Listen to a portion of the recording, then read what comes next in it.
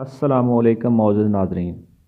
براعظم کا طریق ترین علاقہ اپر ولٹا جو شمالی افریقہ کے ملک گھانا کے جنوب میں واقع ہے، افریقہ کا ایسا پسماندہ اور بچھڑا ہوا ملک ہے جہاں خوبصورتی کا سب سے بڑا معیار موٹاپا ہے۔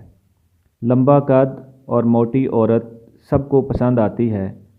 خوبصورتی کے ملکی مقابلے میں وہی عورت ملکہ حسن قرار دی جاتی ہے۔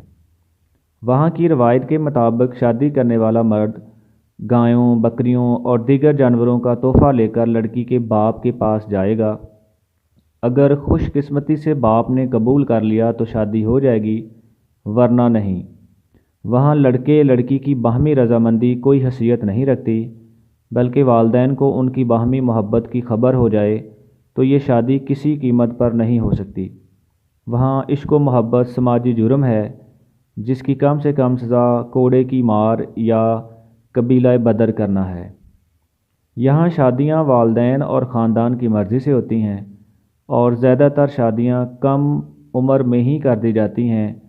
اپر ولٹا میں منگنی کی سرے سے کوئی رسم ہی نہیں ہوتی، بلکہ رشتہ منظور کرنے کے بعد فوراً اس کی شادی کر دی جاتی ہے۔ محترم ناظرین، وہاں پر کئی شادیوں کا رواج ہے۔ آدمی جتنا ہی بڑا ہوتا ہے اتنی ہی زیادہ شادیاں کرتا ہے۔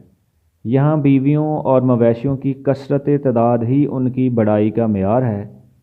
قبیلے کا سردار تو بے شمار بیویوں کا مالک ہوتا ہے، اس کے پاس بیویوں کا دستہ ہوتا ہے، یعنی بہت ساری بیویاں۔ وہاں پر ایک سے زائد شادیاں ضرورت بھی ہوتی ہیں، وہ یوں کہ شادی کے بعد بیوی کی حیثیت زیادہ تر خادمہ کی ہو جاتی ہے۔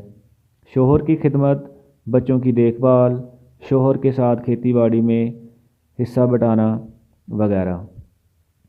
جب گھر گرہستی کا کام اس کی طاقت سے زیادہ ہو جاتا ہے تو اپنے شوہر کی دوسری شادی کے لیے خود ہی کوشش کرتی ہے۔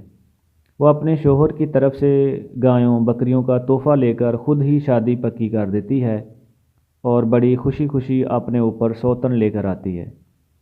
سسرال میں آ کر دونوں سوتنیں بہنوں کی طرح ہو جاتی ہیں اور ان کا آپس میں جھگڑا نہیں ہوتا اور باہم محبت سے رہتی ہیں۔